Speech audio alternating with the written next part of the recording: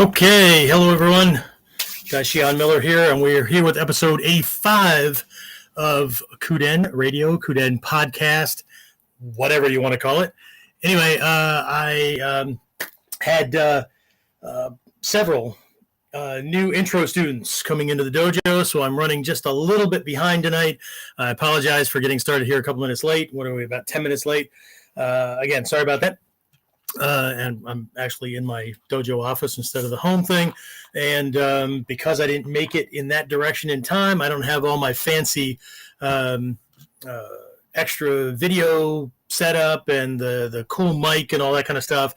So I apologize if the sound's a little bit wonky tonight. Hopefully somebody that's on, I see Jimmy's on, Carl's on. If you guys can give me a sound check and let me know if it's at least doable and we don't have something weird going on, I'd really appreciate it. And so, sorry, I've just been teaching straight on for like the last, 3 hours. A little drink of my poison addiction there. Anyway, so tonight's topic is based on a question that had come in from somebody, Paul, I think, about some differences that I've seen or that I see between training when I first got started, we're talking way back in the early 80s and all that, to the way that I see things today. I'm not going to make any value judgments about whether things are right or wrong or anything like that. I'm just going to point out things. And also, of course, it's going to come from my perspective because there were certain things that drew me to this art over other things. And then I've got some other students that have seen things from both sides as well, and so we'll kind of talk about some of that stuff. All right, so that's the topic tonight. Needed to then and now, not then. Somebody sent something to me earlier about it. Then being like way back in ancient Japan and the information gathering days, and whether there was fighting skills or not. That's for a different topic, all right, or a different day. All right. So anyway, I'm going to go ahead and let the loop run here, and I'll be right back with you. So, the big question is this. How are self-defense and success-minded people like us, concerned citizens worried about protecting ourselves, our loved ones, and the things we care about from the monsters we know exist in the world? How do we train in a way that gives us the skills, knowledge, and understanding we need without becoming paranoid fighters or killers ourselves, and yet still allows us to be the hero protector the world needs us to be? That's the question, and this podcast will give you the answers. My name is Jeffrey Miller, and welcome to KUDEN Radio, real training for real people in a real world.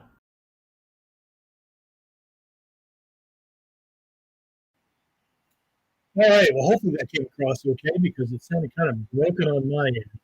Anyway, all right, so I've got a couple of folks that are signing in, a couple of folks over on YouTube, Carl and Jeff, and Jimmy's on Facebook, and sure we've got some other folks that are be signing in for last minute email announcement so people know join us or not.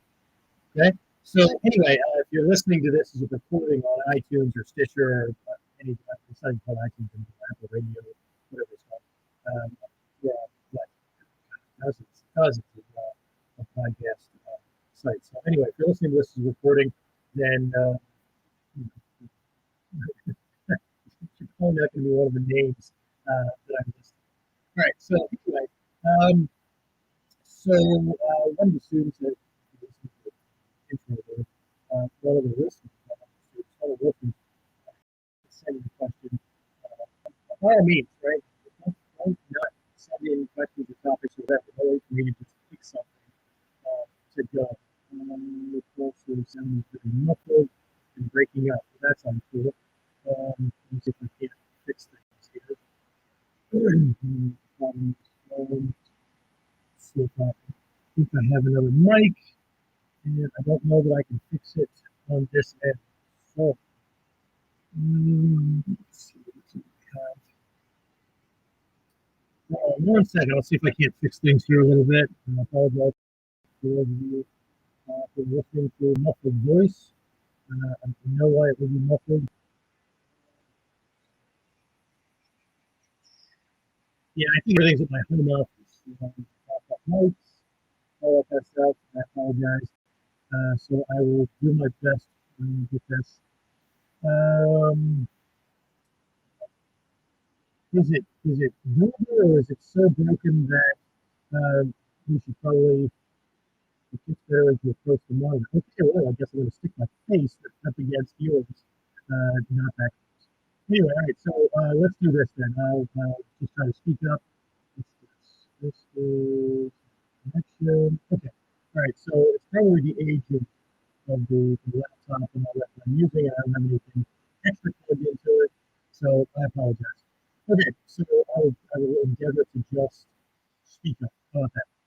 Okay, so where was I going with that? How about we just start further back, right?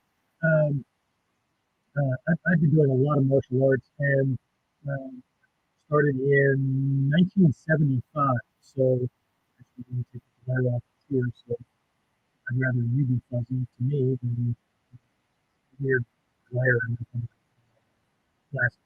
Anyway, yeah, you're Listening through one of the podcast sites, this is making no sense, right? Other than me telling you that this was recorded live and on video as it's being done. So anyway, I'm trying to keep a sneeze stifled here because the weather's changing and I have one of these winter colds setting in. I'm pretty sure it's not COVID. Anyway, and if it is, we're social distancing enough. Anyway, so couple the heavy karate influence, sport martial arts influence, with me being a police officer and doing a lot of white collar crime things, and oh, okay, right. So I had a healthy dose of doubt when it came to seeing certain things, right? So way back, we're talking way back, right? 1980, 81, something like that. I was brand new to the U.S. Army, and I was a military policeman stationed in South Korea. So having gone through, I started my martial arts career in what was then called junior high school, right? So now they call it middle school, but and there was a karate club that had started up. So I got involved in that. And as a kid, I ran around with my friends and that was my physical stuff, but I wasn't involved in like organized sports or anything. So, karate club was cool, right? It was pretty cool. But the one thing that did stand out was it did not reflect or represent what I was used to being being the nerdy kid that got his ass kicked on a regular basis in school by the kids who wanted me to let him cheat off my papers and all that, and I wouldn't do it, or I was just this passive target, right? And certainly wasn't what I was exposed to at home by or from an abusive stepfather. So there was quite the disconnect, right? I got involved in that because I wanted to not be afraid, and I wanted to learn how to protect myself. But it just didn't match up. So anyway, right? I get through high school, become a military police officer, and realized that I was going to be a graduate of. Well, my joke is not a joke, right? Graduate of Thursday's class at 3:00. I think it was actually 2 or 3 days that we had 2 or 3 hours worth of training in these 6 standardized techniques that we did. And then, Thursday, 3:00, right? Somewhere in there, right? We tested on these things and got certified on these things. It was your partner puts his hands on your neck and you do this windmill thing and whatever the techniques were, right? Again, huge disconnect, right? Because I knew firsthand, right, that what accompanied the punch or the grab or the bear hug or whatever it was that we were learning techniques against, more often than not, there was rage and there was a lot of emotional kind of stuff going on. There were balance issues. There were all kinds of things that just were not covered in any of these classes, whether they were the karate classes or the government six classes, right? So that put me on a little extra journey to try to find training for myself. So once I left basic training and the police training school and all that, and got to my first duty station, I started exploring. I started jumping into and out of any class I could find. So I took Kung Fu, I took Jeet Kune Do, I took Taekwondo. I mean, I was in Korea, so of course I got Taekwondo classes, right? All these things, right? Again, there was just these disconnects, and it wasn't like they weren't physical and I was learning something, but then I had, use of force doctrine to worry about as a police officer. And so I couldn't just do Fight Club, right, against somebody that I was trying to apprehend or anything like that, right? So by this time, I'm getting really, really critical about, the stuff that's being presented, right? I was buying and collecting both new and used martial arts magazines. I was reading any article I could find. I didn't care what art it was coming from, right? It didn't matter. What mattered was that the stuff mirrored what my experience was, right? And that it provided answers for street level stuff, but also it'd be great if there was use of force and self-defense doctrine and those kind of things going in. And so anyway, and again, if you listen to episode 68, which was the kind of the reboot on the podcast, and I told my origin story, right? I went into this much more deeply, but either way, there was this day that I had off and I was bored senseless, and I had all these magazines, and I just decided that I was going to read them literally cover to cover. And I don't mean the articles. I mean, I read every ad. I read letters to the editor. I read all this stuff, right? Every single one. I read every single thing, right? And I remember getting to this article that later I found out was an excerpt from this multiple set kind of thing that this Westerner who found this art, right? That he brought this stuff from Japan to the U.S. and it's the ninja's arts and that kind of thing, right? Well, I remember getting like 2 or 3 paragraphs into the article and realizing, holy crap, I got to be doing this stuff, right? Again, it was one of those things, and maybe some of you can relate to this, or maybe this resonates, where you were looking for self-protection or you were looking for whatever. You had no idea what it was called, right? And then you ended up in the training that you're in, and oh, wow, crap. Well, okay, this is what it's called. Well, maybe. But leading up to this, right, I got these magazines and stuff, and saw this ad for this book that was actually where the excerpt came from, right? It was called Ninja Spirit of the Shadow Warrior, right? It was volume 1 from what we used to call the O'Hara series. O'Hara was the publication. And Stephen Hayes was the author. He was this guy that, was this first American that received a teaching license from the Grandmaster in Japan. Not the first foreigner, right? There was a bunch of arguing going on. Like he always billed himself as the first Westerner to blah, blah, blah, right?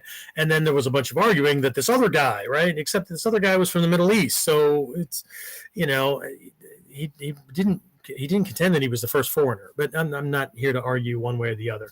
People can believe what they want.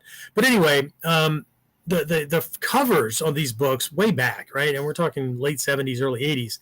The graphics were simple and whatnot. And what you had was this reddish orange cover, right? With this bust, this person in this full head mask, right? With just the eyes showing, right? And as a federal cop, as a military police officer, we had to worry about terrorism and all that kind of stuff. I saw this, and for the longest time, my brain just made a snap decision, right? Well, what the hell's a ninja? And here's this person in this mercenary mask, which is what I saw, right? And I remember just thinking over and over again, right? People will freaking sell and fall for anything, right? So I avoided this thing, right? And then here's this day where I had committed myself to reading every ad, every letter to the editor, every editor's letter, right? Which are different, right? Every article and whatnot. And I hit this thing, and then it dawns on me, holy shit, this is from this book. Wow. Right. I could have been reading and studying this stuff way earlier than this. But either way, right, we've all had those things. And if you haven't, then I bow to your enlightened sense of wisdom. But anyway, so as soon as like I made this decision, holy crap, this is what I've been looking for, then I really started to dive in, right? So I started looking for magazine articles and other books and whatnot. There was another book that I ended up picking up that was published early on. It was actually the first one that Stephen Hayes had published. It was called The Ninja and Their Secret Fighting Art. He had actually written that while he was training in Japan. It was published by a company called Tuttle, Tuttle, not Turtle, Tuttle.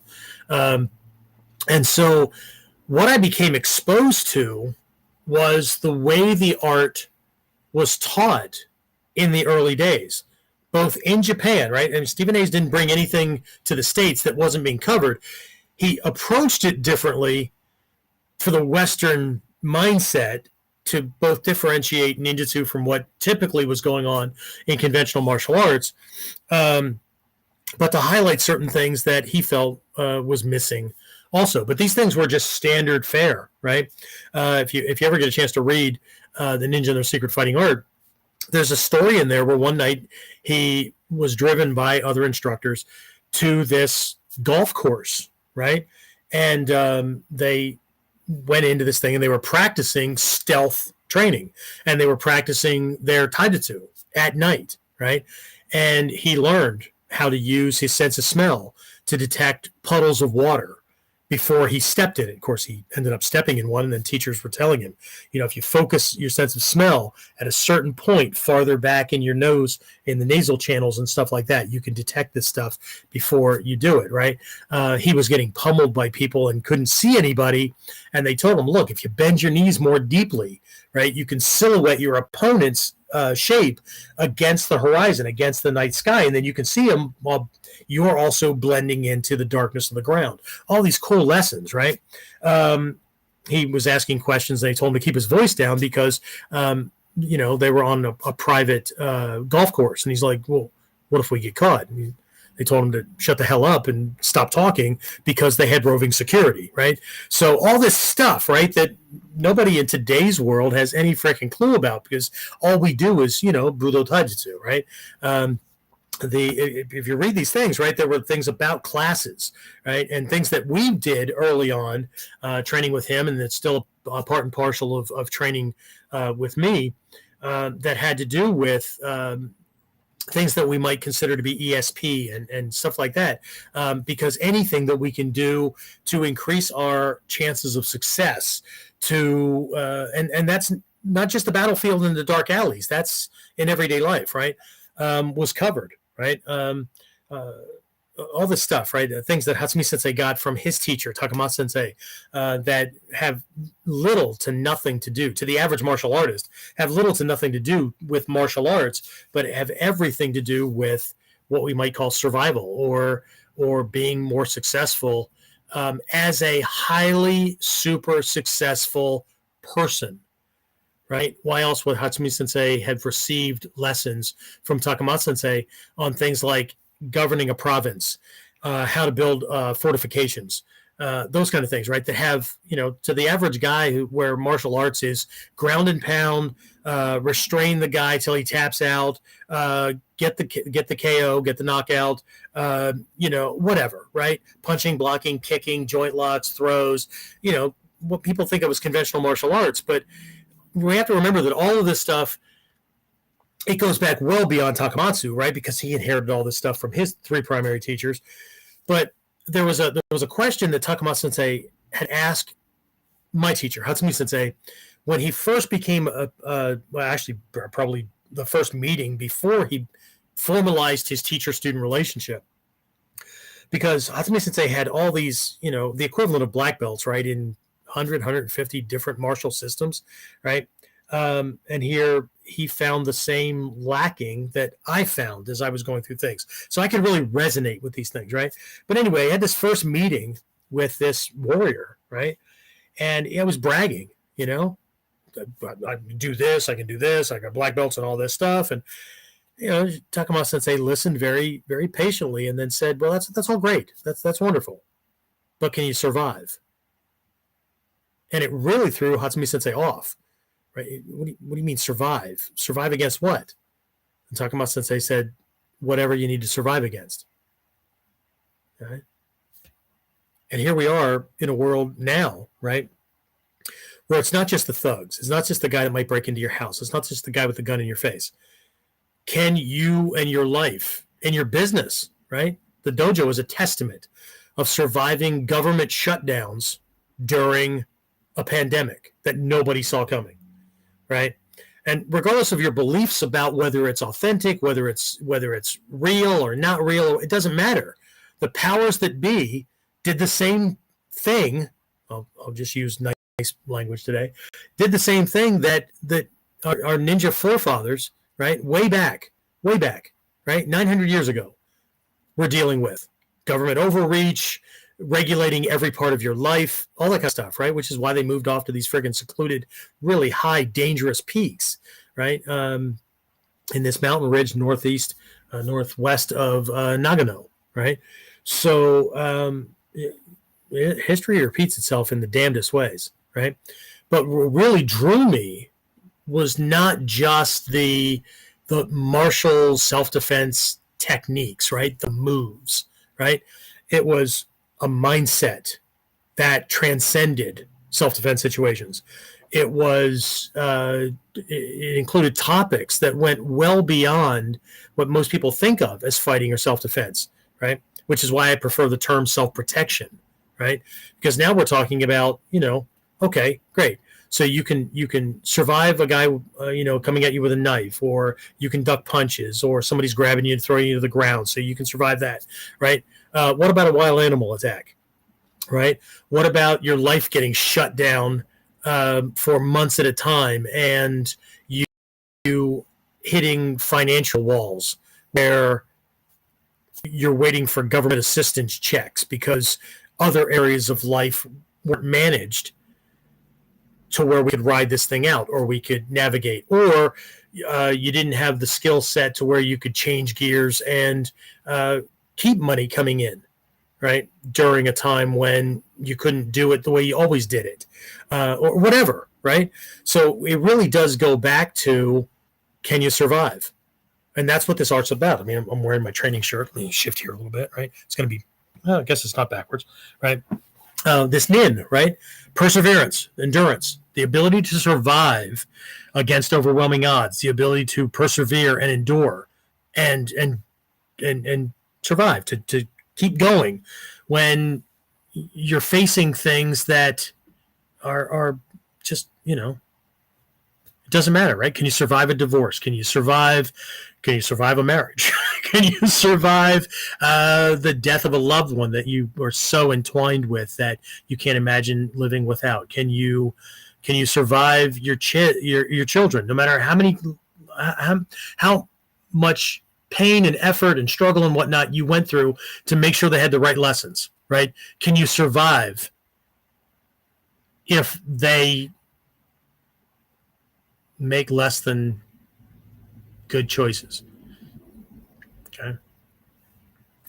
Can you survive? Can you survive, finding out that half of what you were taught or knew about how to be successful or how to get along or how to manage problems or whatever was bullshit? Or you accepted lessons from people that they didn't have those areas of their lives taken care of anyway, and you went and took lessons from somebody that were giving you lessons about things that they knew nothing about, right? You were a part of the chain of the blind leading the blind. Can you survive that kind of thing, right? This goes back to a lot of things, right? So here's the biggest difference between then and now that I see. Then there were relatively few teachers. Okay. There were 3 here in the States, and 2 of them were students of the one who brought the stuff back, right? Hatsumi Sensei was just starting to do like seminars, right? The San Francisco Taikai back in 89, maybe. I don't think it was before that, but it might have been. Right, it was the very first one where Stephen Hayes arranged all this stuff. Jack Hoban and Bud Malmstrom helped with these things. They put together security, all kinds of stuff. Stephen Hayes' life was actually threatened by instructors in Japan because this is the first time Hatsumi Sensei was out of Japan for this kind of stuff, and he was held responsible for his safety. That's a whole other story in and of itself. Anyway, so there were relatively few teachers, right? So the training was what it was. And then we went through phases where the more people that jumped on board and the more people who didn't really want to do a lot of this uncomfortable stuff or didn't want to have to look at certain things or didn't, whatever, right? It slowly started to morph into something very, very different. 97, 98 Taikai in Princeton, New Jersey. Another major shift occurred where, we're doing ninjutsu, right? We're working ninja techniques, we're throwing stars, all kinds of stuff, right? And Hatsumi Sensei realizes that people they don't understand it, right? For as much as it's been taught, right? So by that point, for 18 years, and just the amount of shit that was going on. Well, I guess I couldn't hold my language for long enough. Anyway, sorry, Jen. Jen's one of my new folks. Her whole family's involved. She's on. So anyway, and that was a joke too, because I'm sure she rolled her eyes or laughed. Anyway, so at that point, he decided that look, so many people were misunderstanding things that they thought we weren't doing normal warrior stuff, right? So there was a whole explanation, and all that stuff came about.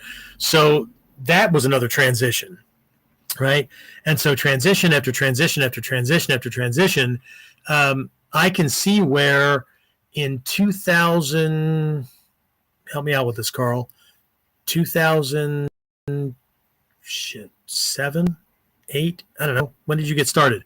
When I ran my very first online program, which was called Ninja no Hachimon, the 8 gates of traditional ninja training, which is still available. It's like uber popular. I outlined this because I wanted to answer the question, right? How do you know that you're really doing ninjutsu? And here was this ancient litmus test, right? Here are these 8 categories in ancient Japan that if you weren't doing these things, then you couldn't claim to be doing ninjutsu. A school couldn't claim to be teaching ninjutsu, whatever, right? So, so I did this, and what I discovered was the small group of folks that kind of signed up for this program. 80-90% of these people, end of 2007, that sounds about right. So a bunch of these people, right, were really looking to walk away and go do something else because the ninjutsu that they signed up to do, and some of these people had done ninjutsu back in the early 80s when I did, or the mid 80s or late 80s or whatever, and then life pulled them away, they whatever, right? And then here they are, they're coming back, they're trying to get back involved, and the what they found in whatever training groups they found, right, it barely looked, pardon the pun, barely looked like a shadow of itself that they remember what they were trying to get back to, right?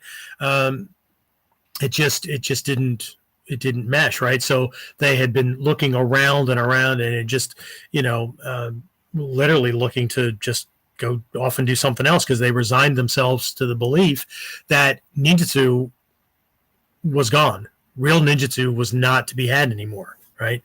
Or at least not within what people came to know as the Bujinkan, and I'll talk about that too because that's another one of those big differences. So a bunch of these people that jumped on this program, right, thought that it was gone, and then they saw what I was putting out, and I I had always been doing things the same way, right? That I'd been trained in by been taught by Hatsumi Sensei and all the early teachers and all that. Because I thought people needed that, right? In some regards, right?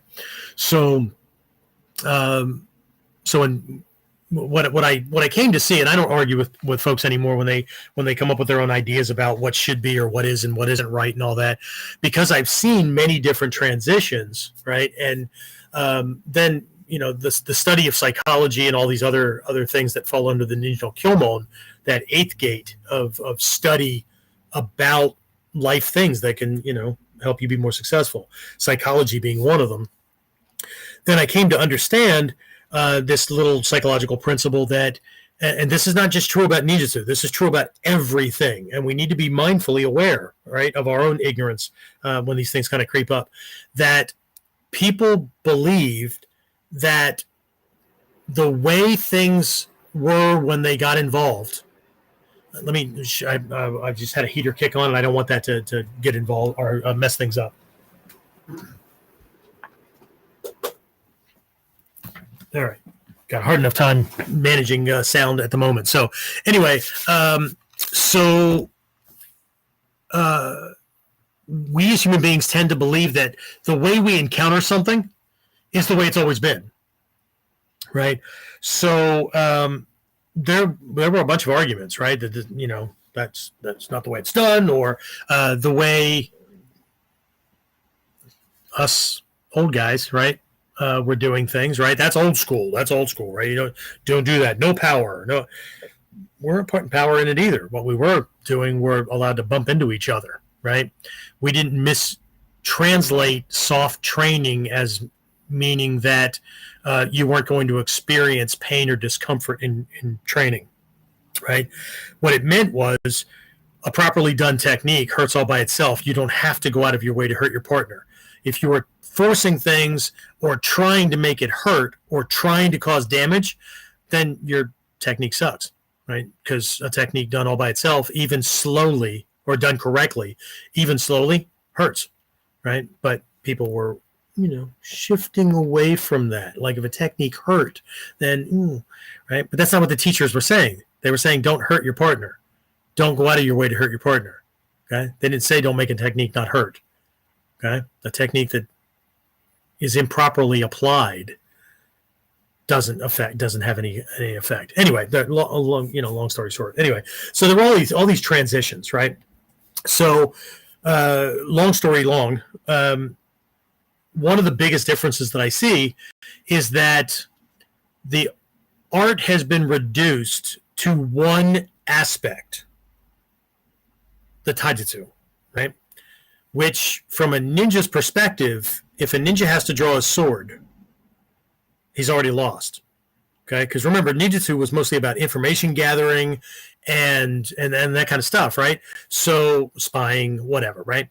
So if you had to draw your sword, if you had to draw your weapon, if you had to employ your physical skills to save yourself physically, then you got caught, right? Which means you already failed. Okay, so here what's happened is, and then people are still calling the whole thing ninjutsu, when ninjutsu itself is a composite of all of these other sub-arts, right? Whether it's information gathering or personal development, personal clarity, wilderness survival techniques, and, well, that's not on the list, Sensei. You don't put things on a list for specific training if it's your everyday life. So if these people moved off to a forested mountain, where life was going to be difficult, and they had to, and back in the day, right, lighting a fire did not involve matches and or a Bic lighter. So you had to understand fire starting, fire lighting, different fire structures, right? Things that today we would put under a category of wilderness survival skills, that was everyday life. So yeah, you're right, it's not on a list, right? But that doesn't mean it's not part of the training. It's not part of the lifestyle of these people we're supposed to be training to be like. So, as my dad would have said, right, one of the few things that I got that was, I don't know, maybe I'm just resurrecting some of the stuff, right? People need to pull their head out of their ass and actually pay attention to things and not just learn the things that they want to learn because that's what they're comfortable with. Right? So anyway, one of the biggest things that's different is this thing that was a multi-dimensional thing that I was introduced to has been reduced to barely more than warrior unarmed fighting. And yes, I know people do weapons and things like that, but that's kind of an add-on, right? And then the ninja way of looking at it is a variation, which it is anyway. But it's just it's not the way it was introduced to the Western world. It's not the way it was when Hayes was living in Japan and Hatsumi Sensei was doing demonstrations for the Tokyo Metropolitan Police Department, right? Where he was demonstrating actual ninjutsu. All the students dressed up in disguises and period dress and things like that. And Hatsumi Sensei would end the demonstration where he'd bite the head off of a rat and eat the thing whole to demonstrate intestinal fortitude and make the point that a ninja will go farther than everyone else. Okay, so no, I'm not asking you to bite the head of a rat off and eat it. But the point is, are you willing to go as far as you have to go? Anybody can answer yes until challenges pop up, right? So anyway, so that's one of the big things, right? One of the big differences. Another big difference is this use of the Bujinkan, right? Where everybody says, I'm training in the Bujinkan, okay? Or I'm training Bujinkan, right?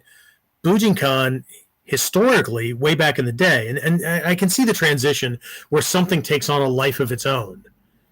But this is one of the reasons why people got confused when Hatsumi Sensei gave soke-ship to a bunch of different people and didn't make a soke of the Bujinkan because they didn't understand the whole freaking setup to begin with, right? When I got started, we were training in Togakure School Ninjutsu, which also included 8 other lesser-known martial arts. I didn't make that up. Go back and look at early 80s articles that he wrote or that anybody wrote. And that's what it was described, right? The Bujinkan, Hall of the Divine Warrior, was the name of Hatsumi Sensei's dojo. He did not inherit the Bujinkan from Takamatsu Sensei. Takamatsu Sensei had his own dojo name. His teachers had their own dojo names, right? They were passing on Togakure Ninjutsu, Gyokushin Ninjutsu, Kumogakure Ninjutsu, Gyokoryu, Koshijutsu, Kotoryu, Kopoju, these 9 different schools. But again, here's another one of those bastardized misunderstanding kind of things, right? Yes, we're teaching 9 different schools, except that historically these schools merged. And they merged with Togakure School, influencing, and everything started influencing everything else. So it's not like you went to 9 different styles and learned 9 different schools, right? So there's the Bujinkan organization, which is the maturation, right? The full maturation of, or the growing of Hatsumi Sensei's dojo academy from a small back room in his home that students would come to and train in to this international organization. But it's still a dojo.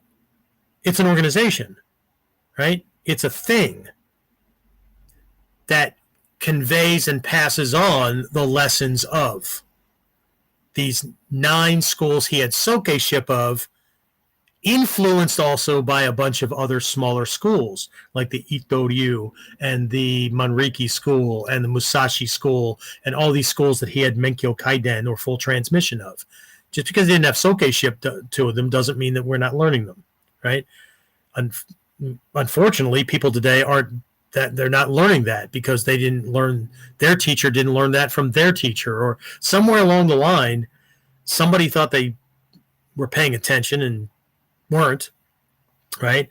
Guessed at a whole bunch of things and shit just all fell apart, right?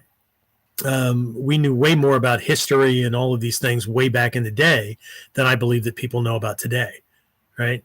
And I also believe that people don't give a rat's ass. But if you don't know it, then how do you know that you're doing the right thing, or somebody just didn't throw a whole bunch of stuff together, right? It's kind of like people bouncing around in Seigan or Ichimonji, because that doesn't work against MMA fighters or speed fighters. Really?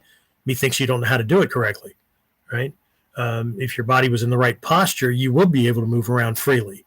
If you think you're limited in that and it doesn't work, then there's a problem with your understanding, not the technique. So anyway, but that's another difference too, right? So the Bujinkan as an organization, back in the day, we understood that was Hatsumi Sensei's dojo name, right? And we were, our training groups or dojo or whatever, were branches of that dojo, of that thing that's now become this multinational, international organization, right? So the Bujinkan is still being led by Daishihan and other guardians and things that Hatsumi Sensei put in place, but ultimately there were these 9 schools. The 9 schools all came together under Takamatsu Sensei, his teacher, right? His teacher just happened to pass all 9 to Hatsumi Sensei. I've seen the certificates. I've seen the certificates of Soke transmission, right, that he passed to Hatsumi Sensei. Hatsumi Sensei was not under any kind of obligation to pass on all these things to one person, which is what people were guessing at for decades, right? He decided to split them up again. But the Bujinkan is an organization, right? So people aren't training Bujinkan, right? Unless they understand that that they're encapsulating things. But again, I just smile and nod, right? Sometimes I nod like this. But either way, right? And I don't get into pissing contests with people. They can believe what they want, right? But unless they've been through all of this stuff, and I still don't admit to knowing everything, because there was stuff that went on before me getting involved in 8081. So the best I can do is base things on historical things that Hatsumi Sensei has written, articles, descriptions, and things that he or other teachers that did train prior to me training, right? That's all I got, right? But I'm certainly not basing things on everything being right just because that's the way it was when I got started. Because there were things that we didn't do when I got started that I went and dove into because they were being done at a certain point, right? The fact that 90% of people in this art have dropped 90 or 95% of the art doesn't mean that I have to. And I don't care if people understand it, don't understand it, want to argue. If I don't participate and somebody else wants to argue, that you don't. I think everybody's mature enough to understand that it takes at least 2 people to have a fight or an argument, right? If one person's not arguing and the other person's yelling and ranting and raving, you don't have an argument. What you have is some lunatic yelling and ranting and raving, right? And they're hoping that everybody else that's witnessing it is looking at the quiet guy.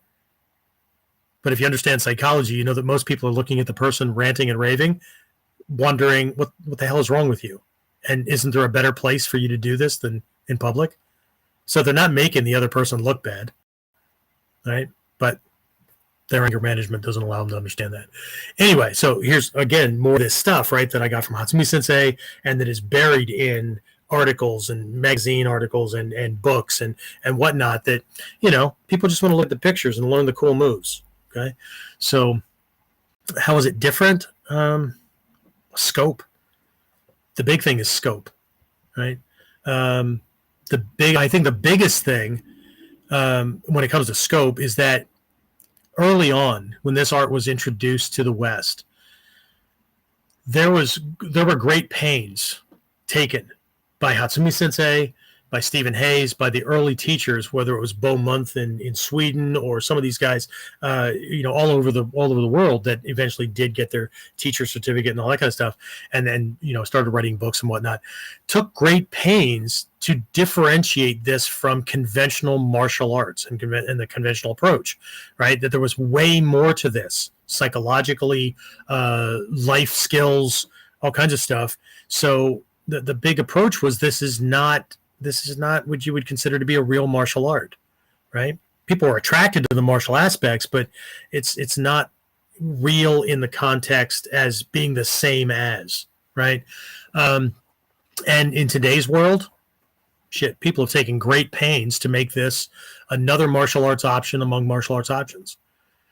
That's another big thing, right? But so people are also not learning the lessons that the historical things were models, right? So one of the most historical things I could do in today's world as a modern ninja practitioner or ninjutsu practitioner is to not go running around in hakama and dogi and a martial arts outfit and ninja tabi and whatnot out in the world, right? Is to not do things the way they were done in 16th century Japan. Why? Because the things that were done in 16th century Japan were the top of the technology of the day. They weren't doing 3rd century Japanese stuff. They weren't doing the ninjutsu and the stuff that was practiced, whatever, right? Mid 1800s, right? As the West started bringing things in. If you don't think that they didn't switch over to, they started working with firearms after the Portuguese introduced things into the port of Tanegashima, right? Which is why the first firearms, the first long arms were called Tanegashima, right? It doesn't translate to anything other than that was the name of the port that they were introduced to. But excuse me, let me get a quick drink here. So the ninja have always updated things where the samurai mindset is if it was good enough for great-great-grandpa or older, right, that's what we're going to keep alive, right? The ninja's perspective was, shit, science, meteorology, whatever, right? If they can help us live a better life, give us more power, allow us to produce success and results faster, quicker, whatever, why the hell would we not do that? So there was a cultural opposite from ancient Japan, right? So historically, if I were doing things more as traditionally as possible, I would not be doing the same things that people are doing that think they're doing everything traditionally, right? I would be researching, which I do, right? Modern brain science. I would be researching modern psychological discoveries and physiology and kinesthetics and all these things that allow me to produce results in the 21st century quicker, faster, and better than everybody else. That's the ninja mindset. So why the hell would I still be doing things that should be in a museum? Right? Yeah, but you still practice with shuriken and swords, and yeah.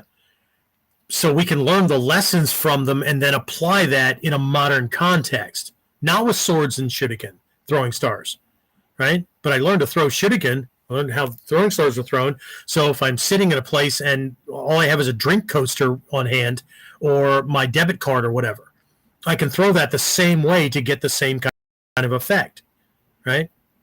Yeah, but it won't go through the guy's eye and kill him. No shit, neither the throwing stars. But hey, you do you, boo, and believe Hollywood all you want, because we know that they're 100% accurate. Okay. Anyway, so that's Paul. This is the answer to some of the things that I see as being different. The biggest thing is, and it's the same thing I learned in the military as well. The reason why military field manuals and training is changed after every significant war, right? Because they have the veterans, right, the survivors, come back and rewrite things or update things, right? Because they lived it. If you don't do that, you run the risk of shit getting watered down the farther away from those who really know you get. Because then theory and ideas and preferences and all that kind of stuff ooze in. It's the same, right? So the farther you get away from, the farther we got away from Takamatsu being the living warrior who went to China and had to protect a Japanese settlement that he lived in and was the protector for, and actually worked and used these skills, right? And then Hatsumi Sensei getting these things, right? So now you're one generation away from that. And then Hatsumi Sensei did have some experience with using this stuff psychologically and all that stuff. He dealt with Yakuza who were trying to take over his neighborhood and all kinds of things, right? So you get, next generation away from that, right? A lot of Hatsumi Sensei's students, right, myself included and whatnot, between military and law enforcement and all that, had actual combat experience, and we actually use this stuff, okay? So that kind of starts to resurrect that stuff again, right? So that students get the lessons filtered through actual combat experience, through real life experience, right? For those of us who use this stuff to nurture and improve relationships or friendships, or have used it in business or whatever, right? And the principles and concepts in different ways. And it wasn't just this thing that we did when we went to this sterile place called a dojo and dressed in cool clothes, right? And did cool things, right? It's now being passed on again, right? So it's being passed on by people that have actually used it, right? And it's different than just this kind of recreational thing, right? I teach it as an educational course of study, not as just a martial art recreational kind of thing. And I know people will always say, well, me too. Really? Have you used it? Outside of the dojo, have you used it? Okay. Outside of just self-defense, like physical self-defense, have you used it? How have you produced results with this in everyday life? That's the litmus test. Okay. Because even the mandala shows us, right? You have book knowledge, even you call dojo knowledge, right? Dojo is still book knowledge, even though you're not just reading about it, right? It's sterile, it's theory, right? It works in the dojo. Just because it works in the dojo, there's no guarantee that you understand that well enough that it's going to work on the street. And then there's school of hard knocks knowledge, right? Enlightenment is those two things mesh, right? So that's another big thing too.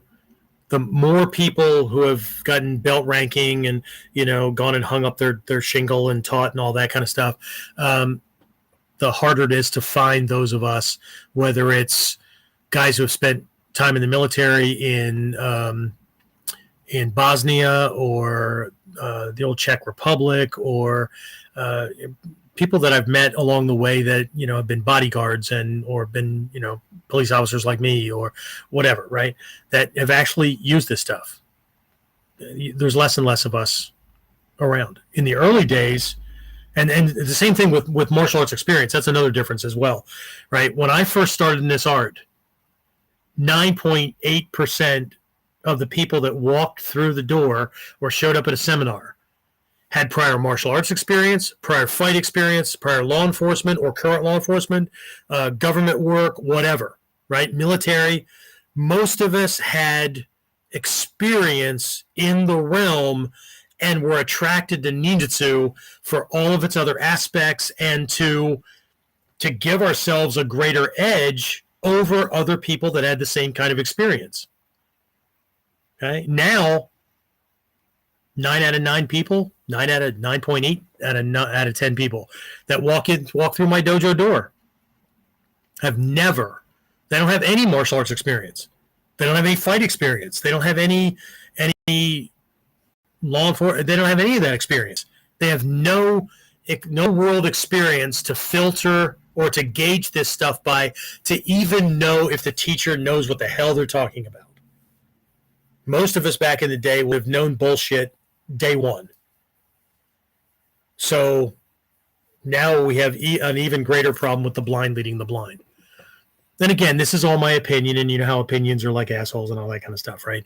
But this is my answer. What's different? Time. Time doesn't heal all wounds. It also bastardizes the hell out of things, right? So, and then egos will flare, right? Because nobody wants to be wrong, right? Nobody wants to believe that they got watered down stuff or that things weren't the way, right? Because, people, when they jumped on board, however things were happening then, moving forward, they're going to take that as the gospel, that that's the way it's always been done, the way they got it from their first teacher, right? People are with their teachers, unless they had a major falling out. People are with their teachers like people are with their parents, right? Well, at least those who had good parents, right? Mommy and Dad would never lie to me. So whatever they taught me, I'm going to take it as the gospel. You're right. Mommy and Daddy wouldn't lie, but Mommy and Daddy did pass things on based on their belief system. So not saying that your first teacher was a charlatan, not saying that at all, right? But what was their level of understanding? And were they continuing to train themselves? My first teacher, I had to distance myself because I found out some things that didn't mesh, and that's not the way I wanted to live. And there were other teachers that were more authentic and honest with things. So there's that. And that's as far as I'm going to go with that as well. But anyway, so yeah, are there differences, right? Are they all bad? No, of course not. Right? But there is a difference between then and now. There's a huge difference. Is it all bad? No, of course not. Right? But to illustrate a point about how much things were different, it was amazing to me how surprised people were or confused in the last, from my experience, 2 to 3 years, not counting the COVID shutdown, that Hatsumi Sensei was teaching. And in classes, they would break out things like the shinobizu, right? The hollowed out staves that had like chain weapons hidden inside, or we would do things more with shuriken or with the kyoketsu shoge, or some of these arcane weapons that were just part and parcel of the training back in the early days. They would pull these things out, and then people would flounder with them and whatever. They were neat, but they were seen as neat little oddities, like, ooh, we're playing with this. But back in the day, they were seen as models for other things that very quickly, right, in a kind of a MacGyver or James Bond way, you could whip this thing up and then use this, as a way to kind of confuse the attacker, or use it as a model for things that you might pick up that are just laying around that, oh, holy crap. It played to this mindset of being adaptable and being able to turn anything around and turn it and use it in your favor, right? Of course, maybe this was also, it was highlighted back at least in the mid to late 80s by shows like the James Bond movies and MacGyver and those kind of things, where, give me a raw egg, a hammer, and duct tape, and I can make an airplane. That was the joke, but it was that kind of mindset, right? Stop bitching and moaning and complaining that the odds are against you, and this victim society, Jesus criminy, right? Not only old school growing up in a time where we were told to suck it the hell up and figure it out, right? But ninjutsu coming along, and then no, not victim. If I look like a victim or appear to be a victim, it's a part of Hensojutsu, disguise and impersonation, right? I'm using that as a way to get in or to control a situation so that I can cause a state of overconfidence on the part of the person that I'm either defending myself against or am going to shut down quickly.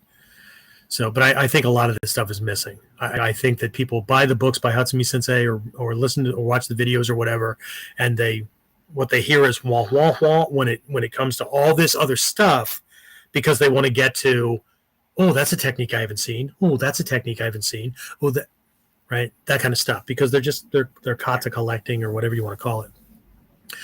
So, what's different? A shit ton. A lot. Anyway, so let me see. I need to pop my glasses on because a couple of other comments did come in. Carl, you've been around for a while, and a bunch of other folks. So if you have any comments or anything or questions that you want to toss in, now'd be the time to ask, because I don't want to talk about any other differences unless you have something that's that's relevant, or have any other questions. Let's see, there was something that popped in here. Charles says, survival always begins with the thought processes and ability to think, what would I do if this happens, before it happens? Absolutely, right? So, and that's what I teach too. It just, if you're a traveler, right, and you're in a plane or public transportation, and you're in a crash. Yes, I know, right?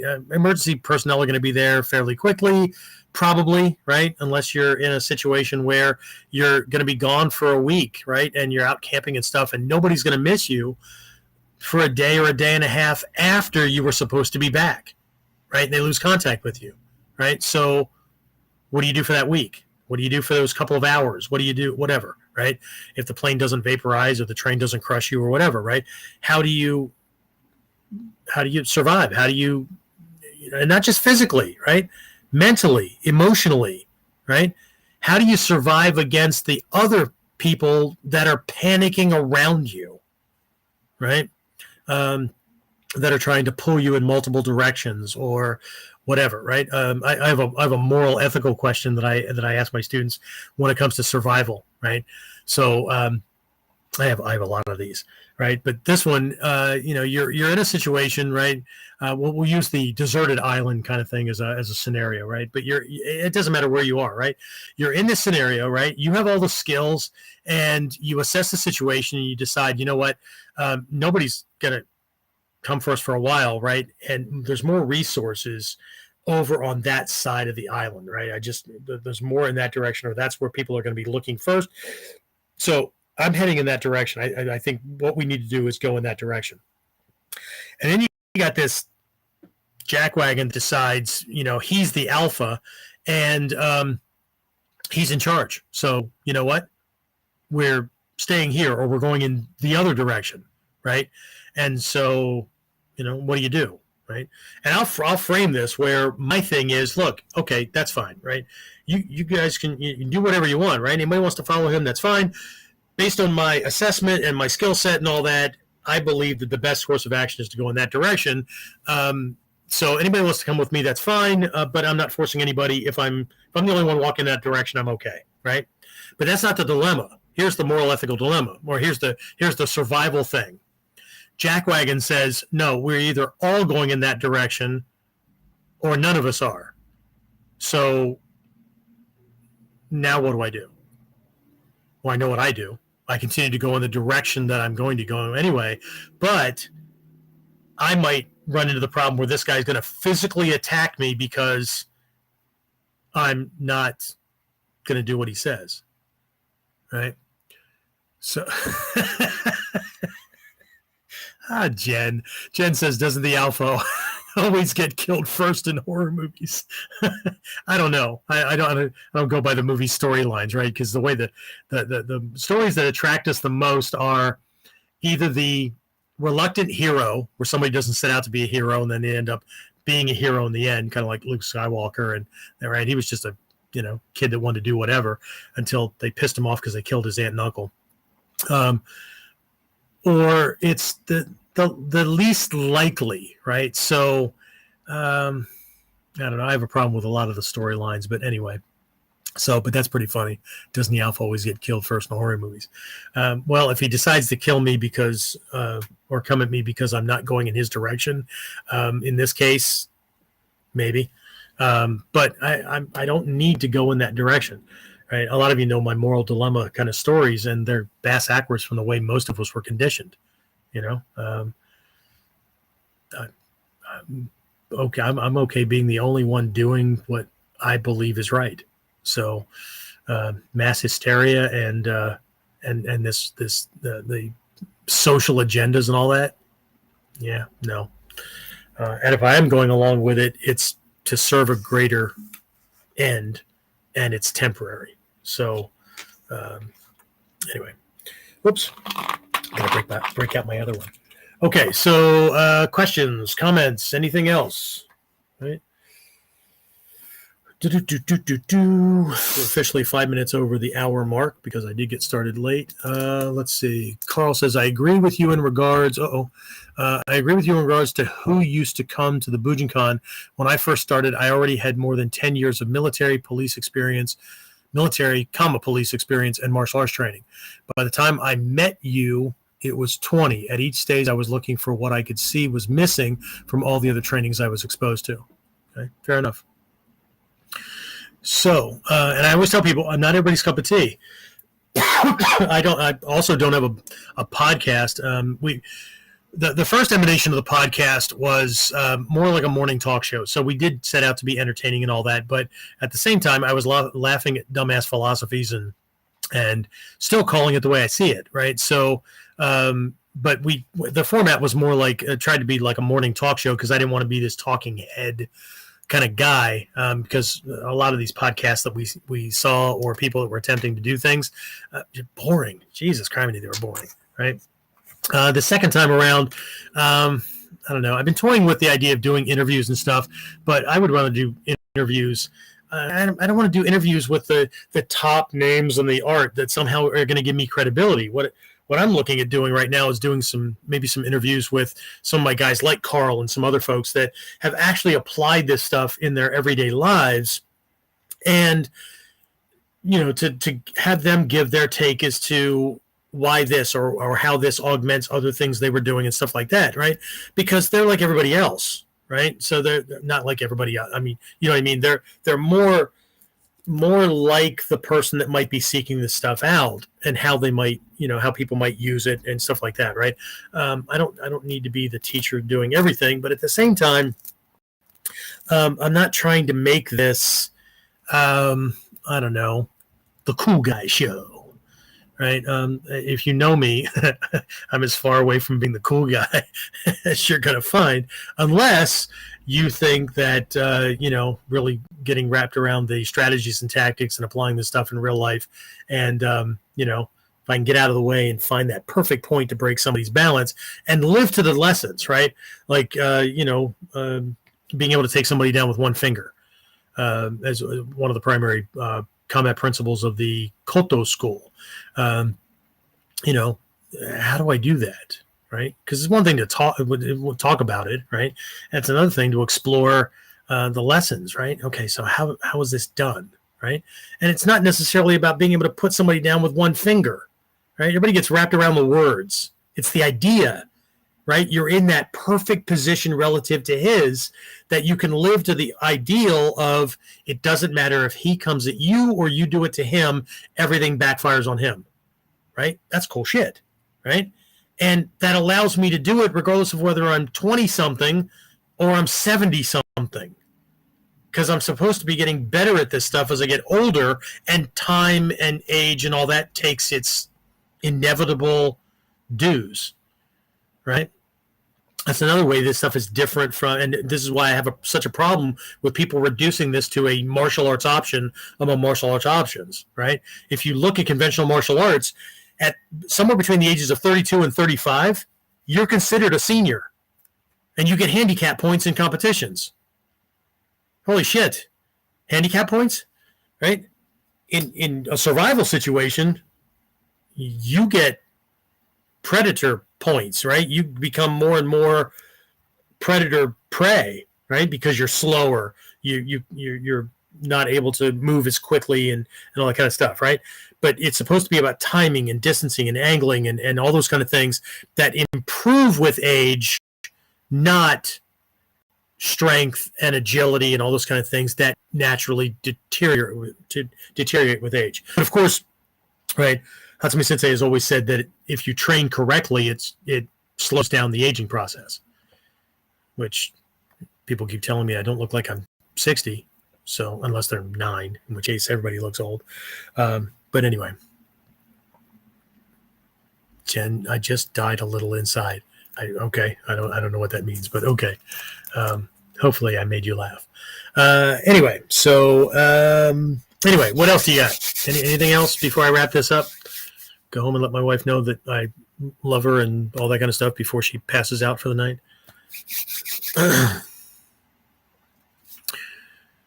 All right, that's all I have for the moment. So if you have any other questions or there's a topic you would like me to cover, there's a question you've been dying to ask, as long as it's reasonable. I mean, you send those things in, right? You can send them to Warrior C. Please spell the word warrior correctly, but I'll do it for you this one time. WARRIOR and the letter C, right? At warrior-concepts-online.com.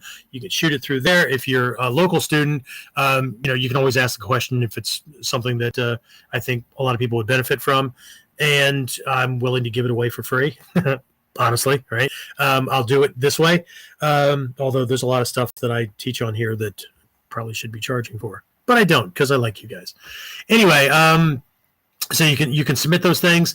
Don't forget, if you're local, don't forget that the dojo, the academy, is closed from this Thursday through the weekend because of our Thanksgiving holiday here in the U.S. That means if you're in my Platinum Inner Circle group, my long distance guys, we will. At the moment, I'm not sure if I'm doing a Friday morning class. I'm leaning in not doing it because I've got a lot of holiday stuff and family things pulling me around. So chances are there will not be one this Friday morning. Probably not the same for Christmas Eve and New Year's Eve because they both fall on Fridays. So probably one of those I'll be doing something. Anyway, so that's happening, right? Our New Year's kickoff seminar, that is a older teen and adult only thing, is January 7th, 8th, and 9th, our Daikomyo side. The theme for this year is being the hero protector the world needs you to be, right? And we're going to be looking at things from mindset to, we'll call it intestinal fortitude, to bodyguard skills and tactics, right? How to protect someone else.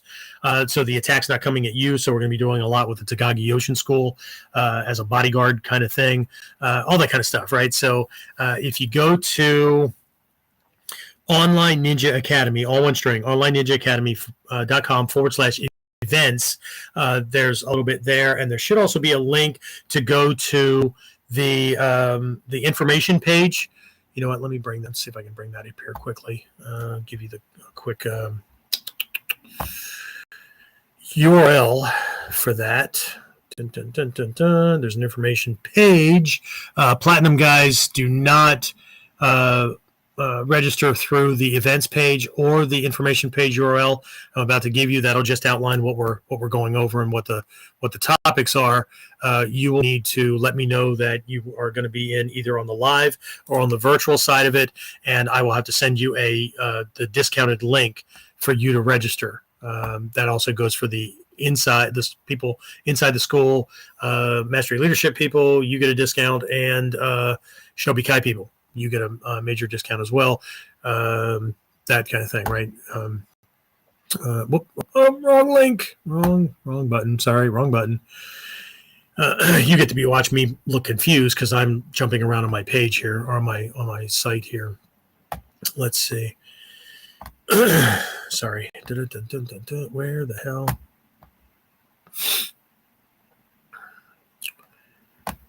Any day now. The internet at the dojo here is not as fast as at my home office, which is why I normally do this stuff there.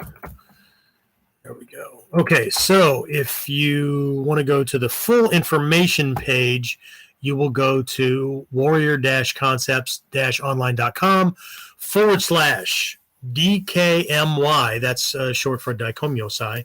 DKMY-SAI-reg, REG, .html, right? So it's warrior-concepts-online.com/DKMY-SAI. It's all abbreviated for Daikomyo Sai.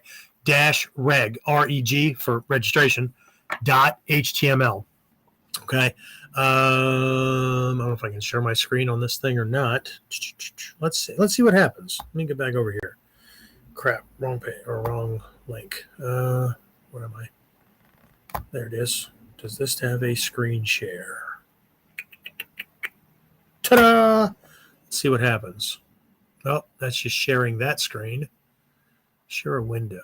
Let's see if I can share a window. That's not it either. Let's bring that one up.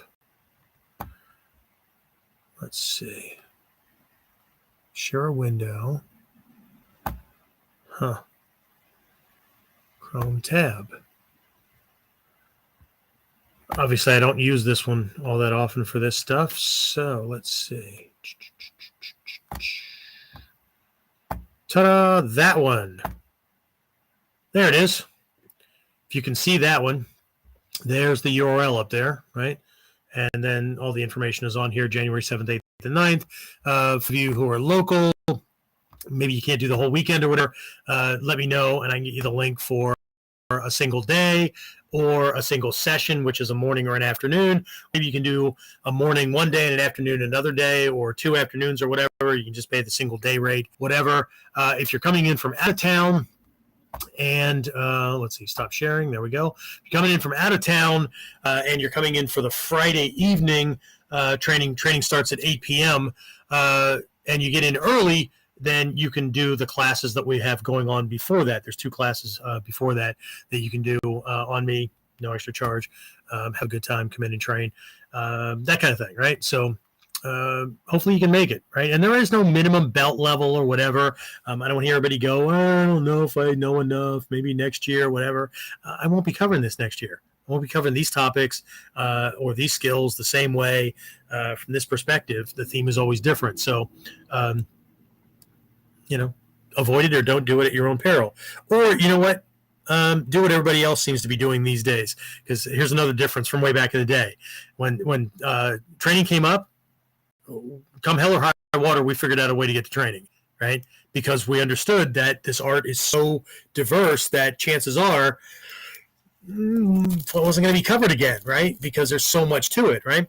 In today's world, everybody's like, well, everybody and their brother teaches classes and stuff, so I'll just figure out who's got the cheaper program, who's got a DVD, who's got a recording, who's giving it for free. Everybody teaches the same. It's all the same. That's another big difference as well. Okay, so anyway, that's it. I'm going to wrap this up. So, Jen, you're welcome. Everybody else, thank you for being a part of this. I appreciate it. We'll get the recording out onto the other podcast things as quickly as possible. Once I wrap these things up, it normally takes a couple of days for James to get it all formatted and all that and put where it needs to go so that it ends up in the podcasting things. If you want to listen to past episodes, this is episode 85. So episode 84 all the way back to episode 1. That's over on one of our other sites at Modern Ninja Warrior, right? All one string, modernninjawarrior.com/KUDEN-podcast-episodes. And you can listen in there. We used to have a little link on there to sign up to get on the subscriber list to be early to be notified early for these things. We're updating some things, so that's not active at the moment. But the whole library of things is there, or you could go to Stitcher Radio, Apple, whatever these things are, right? Chances are, if you go to a podcast site, James has been really good about getting this stuff out. I don't know if we're on Spotify yet, but go to these things and type in KUDEN, KUDEN, and the exclamation point. Chances are we're going to pop up, right? And all the back issues or all the back episodes are there as well. Okay. So have at it. Let me see if anybody else throws something in last minute. I don't see anything. So guys, I'm going to wrap this up. I'll talk to everybody again next time. Thanks for being in. Carl's on the other side of the planet from me. So I'm always happy when I see him hop on something live. So Carl, thanks for being here. I really appreciate it. And thanks for helping out with technical issues and the contribution to the content too. So anyway, that's it. I'll talk to everybody again next time. Be safe, train hard. And if you're in the States or celebrating, you're living somewhere else in the world, but still celebrating, have a good holiday weekend. And I'll talk to everybody again next time. See ya. Get more of KUDEN Radio. Subscribe through your favorite podcasting site or subscribe at modernninjawarrior.com.